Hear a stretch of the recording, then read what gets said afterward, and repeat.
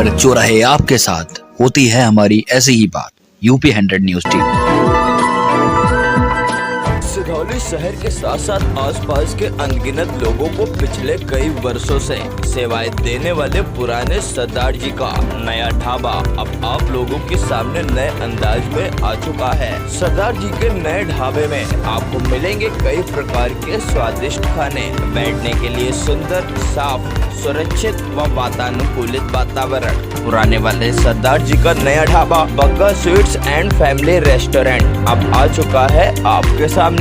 Bagga sweets and family restaurant अब खुल चुका है सिधौली कस्बे के नेशनल हाईवे पर, काली माता मंदिर के पास। यहाँ आपको मिलेंगे south Indian, Chinese, Punjabi, Haryanvi व्यंजनों के साथ साथ उत्तर भारत के सभी प्रकार के व्यंजन। इसी के साथ यहाँ आपको नाश्ते के साथ साथ मिलेंगे मिठाइयाँ व केक। यहाँ आप सभी प्रकार के मांगलिक कार्यक्रम जैसे किटी पार्टी, मुंडन पार्टी, बर्थडे पार्टी इत्यादि भी स्वच्छ माहौल में परिवार के साथ मना सकते हैं। तो अब देर किस बात की, जल्द ही पहुँचे Bagga sweets and family restaurant, जिसके प्रोप्राइटर हैं सतपाल सिंह और पप्पू सरदार व अनमोल सिंह बग्गा। डॉक्टर अंबेडकर पर सियासी घमासान शुरू, सपा कार्यकर्ताओं ने लगाया हाउस अरेस्ट का आरोप, भाजपाइयों ने पुतले फूके। समाजवादी पार्टी के कई नेताओं व पदाधिकारियों को हाउस अरेस्ट किया गया है। समाजवादी पार्टी के कार्यकर्ताओं की माने तो अभी पिछले दिनों देश के गृह मंत्री अमित शाह ने संसद में संविधान निर्माता बाबा साहब डॉक्टर भीमराव अंबेडकर जी का अपमान किया था। इसके विरोध में सभी समाजवादी पार्टी के कार्यकर्ता व पदाधिकारीगण उनका पुतला दहन करने की कोशिश कर रहे थे। समाजवादी पार्टी के कार्यकर्ताओं का आरोप है कि पुलिस द्वारा उन्हें हाउस अरेस्ट किया गया है, जिसके वीडियो भी समाजवादी पार्टी के कार्यकर्ताओं द्वारा सोशल मीडिया पर वायरल किए गए। या तो हो गई समाजवादी पार्टी के कार्यकर्ताओं व पदाधिकारियों की बात, अब दूसरी तरफ भारतीय जनता पार्टी के कार्यकर्ता व पदाधिकारीगण कांग्रेस पार्टी के पूर्व राष्ट्रीय अध्यक्ष व सांसद राहुल गांधी का बीच सड़क पर पुतला दहन करते हैं। आपको आपकी स्क्रीन पर दो वीडियो दिखाई दे रहे हैं। एक वीडियो में समाजवादी पार्टी के कार्यकर्तागण अपने घर पर मौजूद हैं और बाहर उनके घर के पुलिस कर्मी मौजूद हैं। समाजवादी पार्टी के कार्यकर्ताओं का आरोप है कि पुलिस ने उन्हें हाउस अरेस्ट किया है क्योंकि वह देश के गृह मंत्री अमित शाह का पुतला दहन करना चाहते थे। वहीं दूसरी तरफ सिधौली के कमल तिराहे पर नेशनल हाईवे के निकट भारतीय जनता पार्टी के कार्यकर्ता राहुल गांधी का पुतला दहन कर रहे हैं। आज राहुल गांधी का आपके द्वारा पुतला फूका गया है, किन कारणों से? राहुल गांधी लगातार बाबा साहब का अपमान करते रहे हैं। कांग्रेस आज तक लगातार बाबा साहब का अपमान करती रही है और फिर बाबा साहब का अपमान फिर हुआ है, जो अब भारतीय जनता पार्टी सहने वाली नहीं है। उसी विषय हम लोगों ने राहुल गांधी का पुतला यहाँ पर फूका है।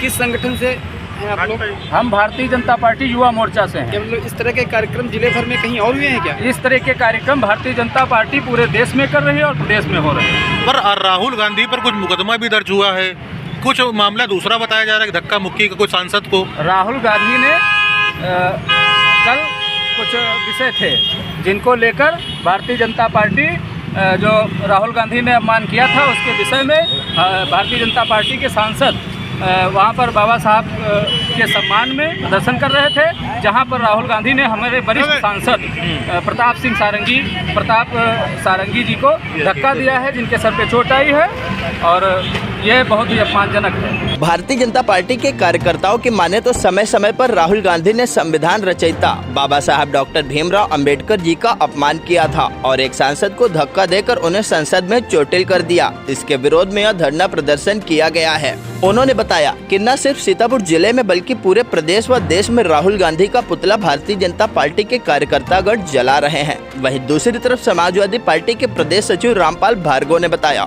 कि पुलिस द्वारा उन्हें हाउस अरेस्ट किया गया है। उन्होंने बताया कि वह शांतिपूर्वक विरोध प्रकट करना चाह रहे थे। इसकी भनक मिलते ही पुलिस हरकत में आ गई और समाजवादी पार्टी के कार्यकर्ताओं को हाउस अरेस्ट कर लिया। समाजवादियों द्वारा अमित शाह का पुतला फूकना था और सभी समाजवादियों को हाउस अरेस्ट किया गया है, क्या कहना चाहेंगे? संसद सत्र में गृह मंत्री अमित शाह जी द्वारा भारत रत्न बाबा साहब भीमराव अंबेडकर, संविधान के निर्माता, उनको अपमानित किया गया उनके भाषण द्वारा। जो एक संविधान के निर्माता थे उनको अपमानित करना जनमानस को अपमानित करने के बराबर है। इस से आहत होकर जितने भी भारतवासी हैं सभी आहत हुए हैं और हम सभी का जो है इसी उपलक्ष्य में धरना प्रदर्शन था कि उनका अपमान पूरे भारत का अपमान, संविधान का अपमान है। तो समाजवादी क्या करना चाह रहे थे आज सभी? हम विरोध प्रदर्शन करना चाह रहे थे कि अमित शाह द्वारा जो टिप्पणी की गई, अपमानित किया गया बाबा साहब को, उसके संबंध में वो माफ़ी मांगे। नहीं अगर माफ़ी मांगते तो अभी तो ये छोटे से जो है धरना प्रदर्शन है करने का लक्ष्य था, आगे और बहुत बड़ा हम लोग धरना प्रदर्शन करने के लिए बाध्य होंगे। हाउस अरेस्ट किया गया है, क्या कहना चाहेंगे? ये जो भाजपा नहीं चाहती है कि ऐसे महान पुरुष के संबंध में जो अपमानित किया गया है उनका सड़क पर उतर करके विरोध प्रदर्शन किया जाए अमित शाह जी का, या अन्य कुछ का प्रदर्शन किए जाएं, इसलिए बाहर निकलने न देने के कारण हम लोगों को हाउस अरेस्ट किया गया।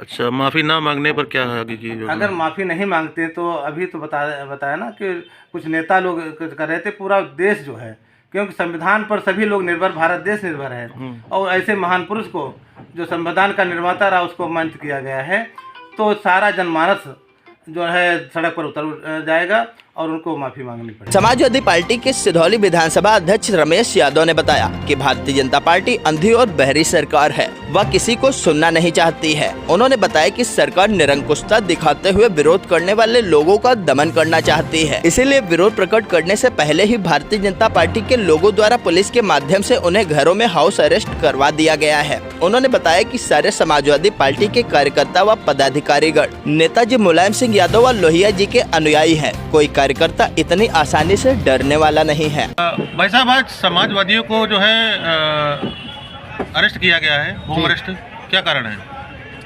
देखिए, सर्वप्रथम सबसे पहले आप मीडिया बंधुओं को, आप सभी चैनलों को मैं धन्यवाद देता हूं और बहुत बहुत आभार प्रकट करता हूं, क्योंकि आप लोग हम लोगों समाजवादियों की आवाज़ सुना के पर्पज़ से और उस उद्देश्य से हम लोगों से बात पूछी, क्योंकि देश और प्रदेश में गूंगी और बहरी सरकार चल रही है, वो किसी को सुनना ही नहीं चाहती है। लोकतंत्र में सभी का अधिकार है, जो बाबा साहब का संविधान है उसमें सभी का बराबर का अधिकार दिया गया है कि पक्ष और विपक्ष की दोनों की सुनना। हर व्यक्ति अपनी बात रखने के लिए स्वतंत्र भी है। अभी परसों जो है गृह मंत्री माननीय अमित शाह जी के द्वारा जो बाबा साहब के ऊपर टिप्पणी की गई वो बहुत निंदनीय है और उसका जो है भरसक हम लोग निंदा करते हैं समाजवादी। उसी के सापेक्ष में कल 21 को जो है महामहिम राष्ट्रपति महोदय जी का ज्ञापन जाना है और माननीय राष्ट्रीय अध्यक्ष जी के निर्देश पर। उससे पहले आज जो है ये सरकार की, बाबा की पुलिस जो है हम लोगों को प्रताड़ना कर रही, घर से हाउस अरेस्ट कर रही। ऐसा लग रहा कि हम लोगों के बहुत बड़े अपराधी हैं, सिर्फ समाजवादी ही अपराधी हैं। इसलिए जो है हम लोग, जबकि पुतला जलाने का इसका कोई भी हम लोगों का उद्देश्य नहीं था, ये यहाँ की पुलिस मनमानी तरीके से, जिसके देखो उसके घर में पुलिस भेज रही, सिपाही बैठा रही, जैसे हम लोगों लग रहा कि कहीं से लूट कर लिए हैं, कहीं अपराध करके आए। इतना तो जो भाजपा में अपराधी बैठे हुए हैं उनके ऊपर कोई कार्रवाई नहीं करना चाह रही। भाजपा के लोग अननेसेसरी समाजवादी और कांग्रेस के जो राष्ट्रीय लीडर हैं उनके पुतला जला रहे हैं, जो कि उल्टा आरोप लगा रहे हैं कि वो सारंगी जी और उनका जो भी है कि राहुल जी माफ़ी मांगे। तो ये कहाँ का न्याय है? ये लोकतंत्र कहाँ है? हम लोग भी लोकतंत्र में है, अभी प्रजातंत्र नहीं, प्रजातंत्र में है। घर पे पुलिस बैठाकर सरकार सही कर रही है? ये सरकार कर रही है, उसको सांत्वना मिल रही है कि हम पुलिस बैठा दे रहे हैं तो सपाई जो चुप हो जाएंगे। हम लोग चुप रहने वाले नहीं हैं। हम लोग लोहिया जी के, बाबा साहब के अनुयायी हैं और माननीय नेताजी के कर्मठ एक सिपाही भी हैं। इस मामले में आगे की रणनीति क्या है आपकी? देखिए, आगे की रणनीति जो भी है, माननीय मुखिया जी का आदेश आया है, कल हम लोग शांतपुर से धरना प्रदर्शन होकर और महामहिम राष्ट्रपति महोदय जी का, डीएम साहब के थ्रू द्वारा ज्ञापन दिया जाएगा। और आज की जो भी है हमारे जो वरिष्ठ नेता लोग हैं उनको अरेस्ट किए हैं। दरअसल समाजवादी पार्टी व भारतीय जनता पार्टी दोनों पार्टियों के कार्यकर्ता एक दूसरे पर बाबा साहब को अपमानित करने के आरोप लगा रहे हैं। भारतीय जनता पार्टी के कार्यकर्ता सड़कों पर उतरकर राहुल गांधी का पुतला दहन कर रहे हैं, तो वही समाजवादी पार्टी के कार्यकर्ता विरोध प्रकट तक नहीं कर पा रहे हैं। समाजवादियों ने दावा किया कि उन्हें घरों में हाउस अरेस्ट किया गया है, जिससे वह विरोध प्रकट तक नहीं कर पा रहे हैं। यह समाजवादियों की बात सच है और उन्हें घरों में हाउस अरेस्ट किया गया है, तब तो यह दोहरी नीति कही जाएगी। एक तरफ भारतीय जनता पार्टी के कार्यकर्ता सड़कों पर उतरकर राहुल गांधी का पुतला दहन कर विरोध प्रकट कर रहे हैं, तो वहीं दूसरी तरफ समाजवादी पार्टी के कार्यकर्ताओं को विरोध प्रकट करने से पहले ही घरों में हाउस अरेस्ट करवाया जा रहा है। अब हम आपको वह वीडियो दिखा रहे हैं जिसकी वजह से यह सारा बवाल उमड़कर सामने आया है। अब हम आपको संसद में देश के गृह मंत्री अमित शाह का वह वायरल बयान सुना रहे हैं, जिसके बाद यह पूरा सियासी घमासान छिड़ा हुआ है। मान्यवर, अभी एक फैशन हो गया है, आम्बेडकर आम्बेडकर आम्बेडकर आम्बेडकर आम्बेडकर आम्बेडकर। इतना नाम अगर भगवान का लेते तो 7 जन्मों तक स्वर्ग मिल जाता। इस वीडियो ने देश में एक नया सियासी घमासान छेड़ दिया है। दोनों पार्टियों के कार्यकर्ता एक दूसरे को अंबेडकर द्रोही बता रहे हैं। देश के गृह मंत्री अमित शाह के इस वायरल बयान के बाद कांग्रेस के राष्ट्रीय अध्यक्ष मल्लिकार्जुन खड़गे का बयान भी सामने आया था, जिसमें खड़गे ने देश के गृह मंत्री अमित शाह के इस बयान की घोर निंदा की थी। समाजवादी पार्टी के राष्ट्रीय अध्यक्ष व पूर्व मुख्यमंत्री अखिलेश यादव ने भी इस वायरल वीडियो को अपने एक्स अकाउंट पर पोस्ट करके विरोध प्रकट किया था। समाजवादी पार्टी के प्रदेश सचिव रामपाल भार्गव ने बताया कि यदि देश के गृह मंत्री अमित शाह बाबा साहब डॉक्टर भीमराव अंबेडकर पर दिए गए बयान को लेकर देश की जनता से माफी नहीं मांगते हैं, तो देश की जनता सड़कों पर उतर आएगी। वहीं अटरिया कस्बे के समाजवादी पार्टी के नेता बबलू यादव ने भी दावा किया कि पुलिस ने उन्हें हाउस अरेस्ट कर लिया है। फिलहाल पुलिस द्वारा हाउस अरेस्ट के आरोपों को सिरे से नकारा गया है। क्षेत्राधिकारी सिधौली कपूर कुमार ने बताया कि समाजवादी पार्टी के कार्यकर्तागण पुतला दहन करने व सड़क जाम करने की बात कह रहे थे। दोनों लोगों से बातचीत करके उन्हें शांत करवाया गया है। हाउस अरेस्ट जैसे आरोप पूरी तरह से असत्य एवं निराधार हैं। सिधौली से गुरप्रीत सिंह व हिमांशु शुक्ला के साथ ब्यूरो रिपोर्ट सीतापुर। मान्यवर, अभी एक फैशन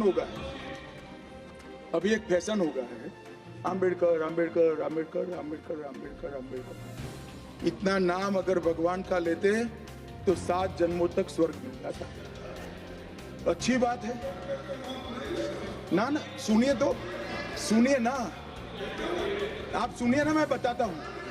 हमें तो आनंद है कि आम्बेडकर का नाम लेते हैं।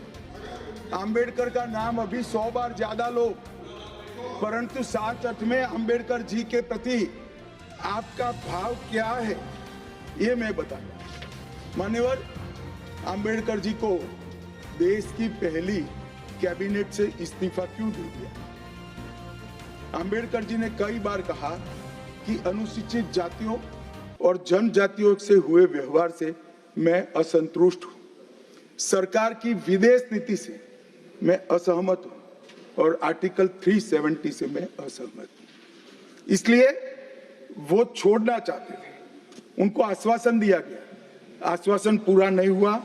उन्होंने इग्नोरेंस के चलते इस्तीफा दे दिया। और एक श्री BC रॉय ने पत्र लिखा कि आम्बेडकर और राजा जी जैसे 2 महानुभाव मंत्रिमंडल छोड़ेंगे तो क्या होगा।